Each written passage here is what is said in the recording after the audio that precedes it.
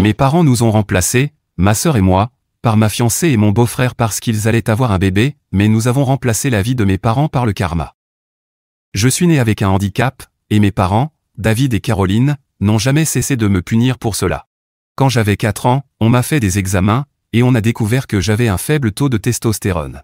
Alors ils ont utilisé ma sœur aînée pour réparer ça, entre guillemets.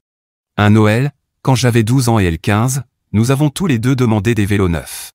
Évidemment, elle a eu le sien, violet brillant, avec de grosses roues et tout ce qu'il fallait. Moi, j'ai eu un t-shirt rose avec écrit dessus, le petit frère de Jess. Leur méthode était simple, en détruisant mon estime de moi, j'allais soi-disant me reconstruire, et ainsi rétablir ma masculinité et ma testostérone. Mais, comme vous pouvez l'imaginer, leur méthode a complètement échoué. Plus ils me harcelaient, plus je devenais anxieux et déprimé, mais ils s'en fichaient complètement. À un moment donné, leur comportement s'est transformé en favoritisme extrême envers Jess et en abandon émotionnel total envers moi. Une fois, à l'école, Jess a eu un B- sur son bulletin. Mes parents ont payé pour une banderole sur mesure qu'ils ont accrochée dans la maison. Elle disait « Notre fille a eu un B » avec une photo de son visage à côté. Et moi, quand je suis rentré avec des A dans toutes les matières, vous devinez ce que j'ai eu? Un indice, c'est un mot en 2 parties, ça commence par que dalle et ça finit par du tout. Et si vous avez deviné que dalle du tout, vous vous trompez, c'était encore pire. Mes parents ont carrément saccagé ma chambre parce que je n'avais pas eu des A+ partout. Après ça, plus rien ne m'a surpris. Même quand j'ai été accepté dans une fac correcte avec une bourse partielle, mes parents m'ont traité de déception pour ne pas avoir obtenu une bourse complète. Pendant ce temps, Jess a pratiquement abandonné la fac et a utilisé l'excuse de vouloir faire une année sabbatique, qui a fini par en durer 5. Pour fêter ça, ils lui ont organisé une fête et lui ont offert un nouvel ordinateur portable pour sa quête créative. Mais ensuite, il y a eu un des rares moments un peu plus positifs de cette histoire, j'ai réussi à déménager dès que possible, travaillant plusieurs petits boulots tout en suivant mes cours pour subvenir à mes besoins. Mais quand je n'ai pas pu rentrer à la maison pour Thanksgiving une année, mon père m'a dit « Eh bien, j'imagine que tes priorités sont ailleurs. » Même en mettant de la distance, les réunions de famille restaient des séances de torture remplies de remarques mesquines. Je n'y allais pas pour mes parents, j'y allais pour les quelques proches qui m'aimaient et me respectaient. Certains commentaires ressemblaient à « Tu es toujours à ce poste de débutant ?» Jess pense ouvrir sa propre boutique, elle est tellement entreprenante. Si j'obtenais une promotion, elle annonçait soudain qu'une opportunité incroyable l'attendait. Si je commençais à fréquenter quelqu'un, elle se retrouvait soudain dans une relation sérieuse, même si elle avait probablement couché avec le gars dans la voiture garée dans l'allée de nos parents. Une fois, après une promotion, elle a répondu « Bref, j'ai été contactée par cette start-up incroyable. Le salaire est sûrement plus élevé que ce que tu gagneras dans toute ta vie. » Évidemment, ce job n'a jamais existé. Quand j'ai enfin décroché le poste de mes rêves après des années de galère, j'ai eu la bêtise d'en parler lors d'un dîner en famille. Ma mère a dit « Tu as entendu parler de Jess ?» Elle a rencontré un homme d'affaires très en vue, avec des connexions partout. Cet homme s'appelait Dwight. Ce n'est pas son vrai prénom, mais vous allez comprendre pourquoi je l'appelle ainsi. Ce n'était pas un homme d'affaires à succès, il travaillait dans la vente pour une entreprise de fourniture de bureaux de taille moyenne. Mais la façon dont mes parents en parlaient, on aurait cru que c'était le prochain Elon Musk. Leur mariage a été une cérémonie luxueuse, pour laquelle mes parents n'ont reculé devant aucune dépense. De mon côté, je remboursais encore mes prêts étudiants. Mais c'est là que j'ai rencontré l'une des amies de Jess, et ce qui s'est passé ensuite a bouleversé toute la dynamique familiale. Parce que Jess n'était pas heureuse. Joséphine était tout ce que j'avais toujours recherché, intelligente, drôle, compatissante et magnifique. Nous nous sommes rencontrés au mariage de Jess. « Tu n'aimes pas trop les fêtes, hein ?» m'a-t-elle demandé en sirotant son verre de vin. « Pas vraiment mon truc », ai-je répondu, sans trop réfléchir. Au lieu de se vexer, elle a éclaté de rire. « Ah, tu dois être le frère mystérieux dont j'ai entendu parler. Celui qui a fait des choix de vie trop classiques. » Quand nous avons commencé à sortir ensemble, mes parents ont évidemment fait des remarques méprisantes sur le fait qu'elle se contentait de peu et se demandait ce qu'elle pouvait bien me trouver. « Elle est tellement cultivée et a tellement voyagé », a commenté ma mère après avoir rencontré Joséphine. C'est surprenant qu'elle s'intéresse à quelqu'un d'aussi local. Le mot local sonnait comme une maladie incurable dans sa bouche. Mon père, lui, a été plus direct. « Elle sait combien tu gagnes dans ton job ?» Les femmes comme ça ont généralement des attentes plus élevées. Bizarrement, Jess s'est soudain mise à s'intéresser de très près à ma vie, posant constamment des questions sur Joséphine. Elle appelait sans prévenir, soi-disant pour prendre des nouvelles, mais chaque conversation se transformait en interrogatoire sur le métier de Joséphine, sa famille, ses passions. Joséphine et moi avons emménagé ensemble après 1 an de relation. Notre appartement n'était pas luxueux, juste un T2 dans un quartier correct. Je pensais enfin avoir une chance de vivre la vie que j'avais toujours rêvé, un bon boulot, une partenaire aimante, peut-être des enfants un jour. Je l'ai demandé en mariage pour notre 5e anniversaire, lors d'un dîner tranquille à la maison. J'avais mis des mois à économiser pour la bague, rien d'extravagant, juste une belle émeraude assortie à ses yeux, sertie en or blanc. Je l'ai cachée dans son dessert préféré, un soufflé au chocolat que j'avais discrètement pratiqué une 12aine de fois. Nous avions prévu une longue période de fiançailles, en prenant notre temps pour organiser le mariage. On n'était pas pressés, on avait toute la vie devant nous. Du moins, c'est ce que je croyais. Quand nous avons annoncé nos fiançailles à ma famille, leurs réactions ont été révélatrices. Ma mère a esquissé un faux sourire et a dit « c'est mignon » avec un ton qui suggérait tout sauf ça. Mon père a grogné un « c'est bien » avant de retourner à son match de foot. Jess, elle, a eu une réaction des plus étranges. Elle nous a félicités, mais son sourire avait quelque chose de prédateur. J'ai mis ça sur le compte de mes insécurités. Fais voir la bague, a exigé Jess, attrapant la main de Joséphine. Elle l'a examinée d'un air critique. Oh, c'est mignon. Simple. Je suppose que ça colle bien avec ton style, de toute façon. Plus tard, j'ai surpris ma mère dire à Joséphine, ne te précipite pas, ma chérie. Tu es encore jeune. Il y a encore plein d'opportunités pour quelqu'un comme toi. L'année suivante a été très chargée, entre la préparation du mariage et le stress du travail.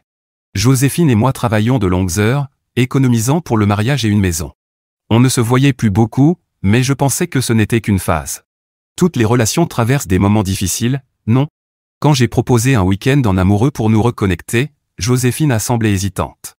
Je ne sais pas si je peux me libérer en ce moment. J'ai beaucoup de travail en retard. J'ai compris.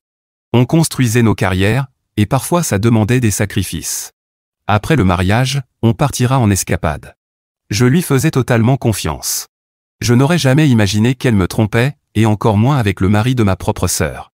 Un soir, je me suis réveillé vers 2 heures du matin et j'ai trouvé son côté du lit vide. Je suis allé au salon et je l'ai trouvé recroquevillé sur le canapé, chuchotant intensément au téléphone. Quand elle m'a vu, elle a sursauté comme si elle avait été prise en flagrant délit. « Désolé, je t'ai réveillé » m'a-t-elle demandé en rangeant précipitamment son téléphone. Je parlais juste avec une amie des robes de demoiselle d'honneur.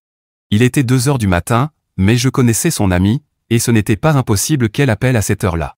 Elle est, disons, un peu désorganisée. Mais c'était un signal d'alarme. Un autre signal d'alarme, Joséphine s'est soudainement intéressée à la vie de Jess et Dwight. Elle s'est mise à les mentionner souvent, à proposer des dîners en double couple ou des réunions de famille qu'elle évitait auparavant.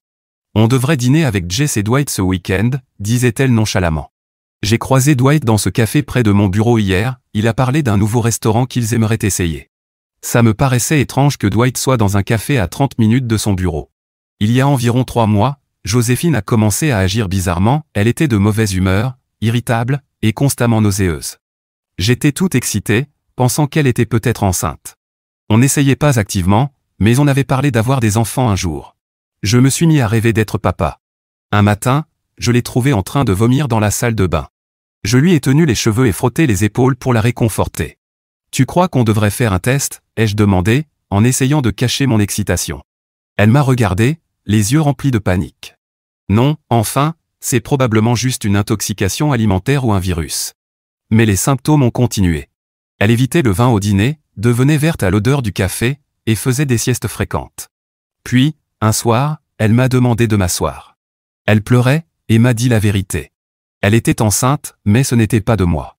Quand j'ai demandé qui était le père, elle a éclaté en sanglots et a murmuré, « C'est le mari de Jess, Dwight. » « Le mari de ma sœur, Dwight ?» Joséphine a hoché la tête. « Je suis tellement désolé. Je n'ai jamais voulu que ça arrive. C'est juste que, c'est arrivé. » « Depuis combien de temps ?» ai-je demandé. « 3 mois, a-t-elle avoué, les yeux baissés. Elle a essayé de m'expliquer entre 2 sanglots. Apparemment, tout a commencé à notre fête de fiançailles. Dwight l'avait accostée en lui disant qu'elle faisait une erreur en m'épousant. Il a joué sur ses insécurités, lui promettant tout ce que je ne pouvais pas lui offrir. « Et tu l'as cru ?» ai-je dit, incrédule. « Après 6 ans ensemble, tu as cru ce qu'il disait sur moi. » Au début, non. Mais il a insisté. Il envoyait de petits messages, des remarques comme quoi je méritais mieux, des allusions à la façon dont ta famille te traitait, et comment elle pourrait traiter nos enfants un jour. Mon estomac s'est retourné devant tant de manipulations. Donc quoi? Il faisait ça pour ton bien? C'était pour ton bonheur? Non, bien sûr que non. Il me faisait me sentir spécial. Désiré. Il disait que Jess ne le comprenait pas, qu'ils étaient juste des colocataires maintenant. Le classique discours du parfait infidèle. Je n'arrivais pas à croire que Joséphine soit tombée dans le panneau. Je n'arrivais pas à croire que j'allais épouser quelqu'un d'aussi naïf. Où vous retrouviez-vous, ai-je demandé, voulant comprendre toute l'ampleur de la trahison. À son bureau, surtout. Parfois dans des hôtels, quand on pouvait se libérer pour le déjeuner. Une fois chez lui, quand Jess rendait visite à tes parents. Est-ce que Jess est au courant, ai-je demandé. Joséphine a secoué la tête. Non, enfin, je ne pense pas. Dwight a dit qu'il lui dirait quand le moment serait venu. Quand le moment serait venu? Et c'est quand, exactement, le bon moment pour dire à ta femme que tu couches avec la fiancée de son frère et que tu l'as mise enceinte? J'ai mis Joséphine à la porte cette nuit-là. C'est fini. La grossesse n'était pas prévue. On utilisait une protection. Visiblement, ça n'a pas suffi. Dehors. Tu as 30 minutes pour prendre ce dont tu as besoin. Elle a tenté de me toucher le bras. Mais je vais aller où? Je ne sais pas, Joséphine. Peut-être le bureau de Dwight, puisque tu le connais si bien. Ou un de ces hôtels que tu aimais tant. Ce n'est plus mon problème. Après le départ de Joséphine, j'ai appelé Dwight. Je ne me souviens plus exactement de ce que j'ai dit. Au début, il essayait de rester calme, disant que c'était une erreur due à l'alcool, que ça ne voulait rien dire. Quand j'ai insisté, il est devenu agressif. Peut-être que si tu avais été un meilleur fiancé, elle ne serait pas venue vers moi. T'es sérieux, ai-je crié. Tu me blâmes parce que tu as couché avec ma fiancée? T'as du culot. Écoute, mec, je suis désolé que ça se soit passé comme ça, mais Joséphine et moi avons une connexion que vous n'aviez jamais. Elle a besoin de quelqu'un qui soit à la hauteur de ses ambitions. Toi? Un vendeur moyen qui vit grâce aux largesses de mes parents? Tu comptes lui offrir quoi, exactement, à elle et à ce bébé? Parce qu'à ce que je sache, t'as jamais rien offert à personne. Il m'a répondu, t'as toujours été jaloux de ce que Jess et moi avions. Et maintenant, j'ai Joséphine aussi. Réfléchis à ça pendant que tu pourris dans ton minable appartement. J'ai pris ma voiture et j'ai roulé direct chez lui, prêt à faire quelque chose que j'allais sûrement regretter. Je ne me souviens même pas avoir freiné au feu rouge ni pris les virages. Tout ce que je voulais, c'était voir Dwight, mon poing, son visage. Quand je suis arrivé, mes parents étaient déjà là. Dwight les avait appelés avant, inventant une histoire où Joséphine l'avait séduit et où il était terriblement désolé. Et bien sûr, ils l'ont cru. J'ai défoncé la porte sans frapper et je les ai trouvés tous assis dans le salon, comme s'ils organisaient une sorte d'intervention tordue. Ma mère tapotait l'épaule de Dwight avec compassion, pendant que mon père restait debout, les bras croisés. Jess était étrangement absente. Mon père a dit, « Tiens, regarde qui daigne se montrer. Tu veux expliquer pourquoi tu menaces ton beau-frère? Ton beau-frère? Tu veux dire l'homme qui couche avec ma fiancée depuis des mois? Celui qui l'a mise enceinte pendant qu'il est marié avec votre fille? » Ma mère s'est tournée vers lui. « Joséphine est enceinte? Oh Dwight, mon pauvre. Quel gâchis cette fille a causé. » J'ai crié sur ma mère, « Tu es sérieuse là? Il a trompé ta fille, avec ma fiancée, et c'est Joséphine la seule responsable? » Ma mère a insisté, « Tu ne comprends pas la pression que subit Dwight. Jess n'a pas été très attentionnée ces derniers temps. Les hommes ont des besoins. Tu es en train de justifier le fait qu'il trompe ta fille, ai-je demandé. Et Jess, elle est où d'ailleurs? Elle sait ce que son mari a fait? Mon père a dit qu'elle se reposait à l'étage. Ma mère a ajouté, c'est compréhensible qu'elle soit bouleversée, mais elle est prête à aller de l'avant. C'est ce que font les adultes matures. Ils ne courent pas partout en lançant des accusations et des menaces. Dwight a accepté une thérapie de couple. Il assume ses actes, ce qui est plus que ce que je peux dire de toi. Moi? Qu'est-ce que j'ai fait, à part être trahi par toutes les personnes en qui j'avais confiance? Ma mère a répondu, cette situation demande de la délicatesse et de la compréhension, pas tes crises habituelles. Dwight a ajouté, je me suis excusé auprès de Jess, et elle m'a pardonné.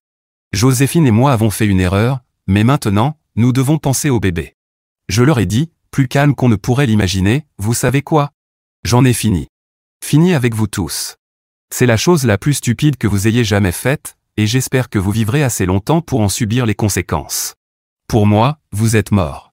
Et si vous mouriez vraiment, je serais soulagé, parce que ça ferait un peu plus d'oxygène pour le monde. Puis je me suis tourné vers Dwight, tu es pathétique.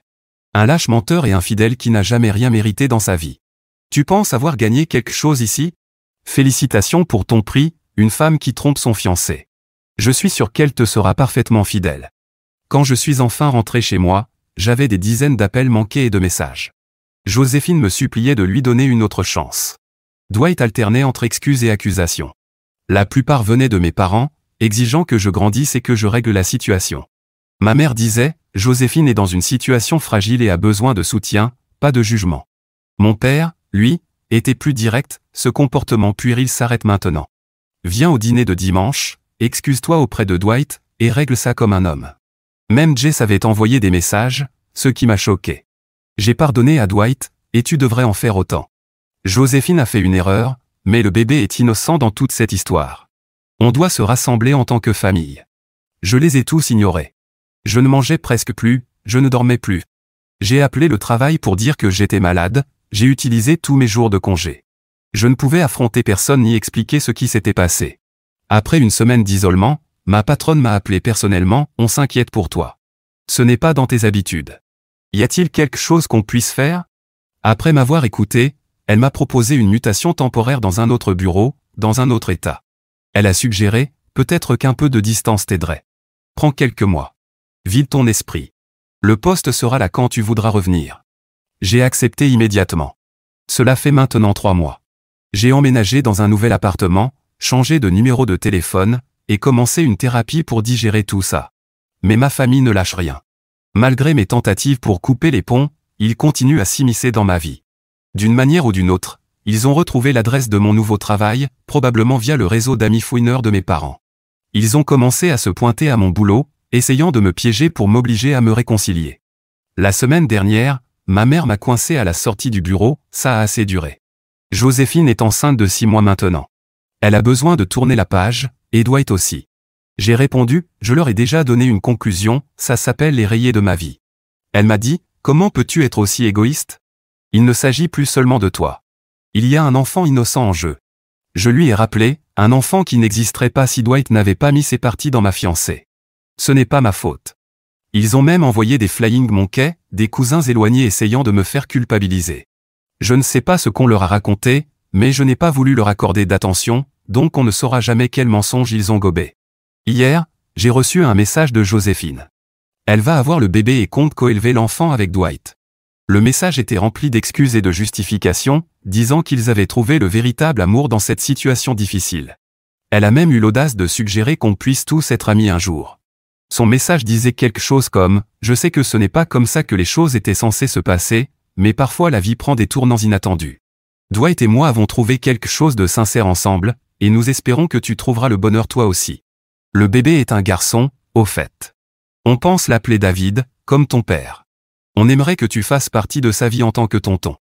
Je suis au bord de la crise de nerfs.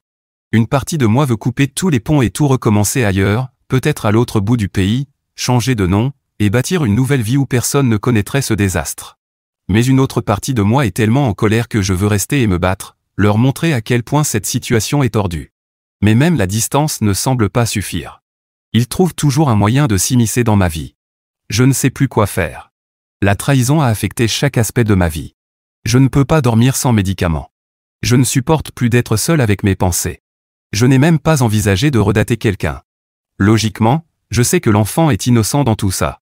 Ce n'est pas sa faute si ses parents sont des ordures infidèles et menteuses, mais je n'arrive pas à ressentir quoi que ce soit de positif à propos de son existence. Mise à jour, oui, drôle de coïncidence, celle-là s'est faite silencieuse. La thérapie de couple a aidé Dwight à mettre fin à sa relation avec elle et à commencer celle avec Joséphine. Mise à jour 1. J'ai reçu une avalanche de demandes pour poster une mise à jour, alors je vais le faire, juste parce que je pense que ça en vaut la peine. J'ai essayé d'oublier toute cette histoire, parce que ma thérapeute m'a dit que ressasser ne faisait qu'aggraver mon état mental. Cependant, elle ne pensait pas que ce soit une mauvaise idée d'écrire tout ça sur Reddit comme forme de thérapie. Elle m'a dit qu'elle n'avait jamais essayé ça avec un patient avant, mais que ça valait peut-être le coup. Je ne sais pas si je dois lui faire lire ça, parce que je compte utiliser un langage plutôt fort ici. Je suis dans un meilleur état d'esprit maintenant, et je peux utiliser un vocabulaire qui ne se limite pas à me lamenter sur la vie qu'on m'a infligée. Une année loin de la folie de ma famille, ça fait des merveilles, même si je n'ai pas pu éviter d'entendre quelques infos. Et de la part de la personne la plus inattendue, ma sœur Jess. Après avoir été mise de côté par mes parents, c'est elle qui a fini par découvrir à quel point ils sont toxiques. Il n'aura fallu que quelques années et que ses propres parents la remplacent par Dwight et Joséphine. Détail insignifiant, vraiment. C'était elle qui gardait le plus de contact avec eux. D'abord à cause de son divorce, ensuite parce qu'elle est devenue un peu vindicative. J'ai regardé dans l'ombre pendant que tout s'effondrait, mais je dois avouer que j'ai savouré les actions de Jess. Le divorce a été brutal, surtout après les tests ADN. Joséphine était tellement infidèle qu'elle savait déjà qui était le père avant même que les résultats ne tombent. Aucun doute dans son esprit.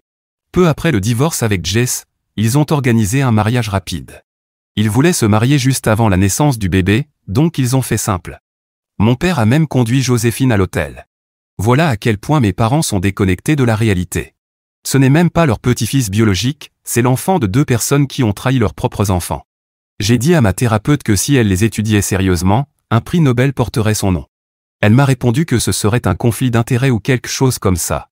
Mais je lui ai demandé si elle connaissait des zoologues de l'université où elle avait étudié, peut-être qu'ils pourraient examiner ma famille et en tirer des enseignements utiles. Au moins comme ça, la vie de mes parents aurait servi à quelque chose. Parce que jusqu'à maintenant, ils ont montré qu'ils valaient autant vivants que jetés dans un volcan. Mais la vengeance de Jess a commencé avec le divorce. Elle a pris Dwight pour tout ce qu'il avait, ce qui signifie que mes parents ont dû payer le mariage aussi. Et quand je dis tout, je ne parle pas seulement d'argent, elle a même pris son boulot. Elle a couché avec quelques types de son entreprise, ce qui lui a valu un sacré harcèlement. Enfin, sacré est peut-être un euphémisme, c'était intense. Son ex-femme préférait d'autres hommes, et les gens ne l'ont pas laissé l'oublier. Croyez-moi, c'est un vrai plaisir de l'appeler mon ex-beau-frère Dwight, mais si vous pensiez que la vengeance s'arrêtait là, ne faites pas défiler trop vite. Jess a convaincu quelques mecs que Joséphine était plus facile que de respirer, et il n'a pas fallu grand-chose pour la mettre dans un lit.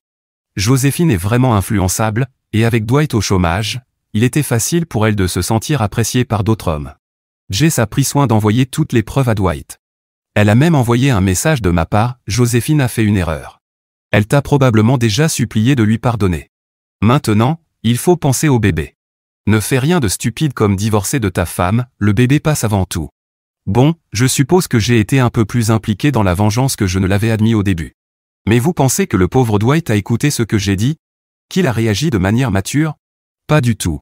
Il a fallu qu'il demande le divorce et mette Joséphine dehors, avec le bébé, jusqu'à ce que mes parents débarquent pour la sauver et lui offrent un toit. Après tout, c'était leur petit enfant, non? Eh bien non, c'était l'enfant de 2 personnes horribles.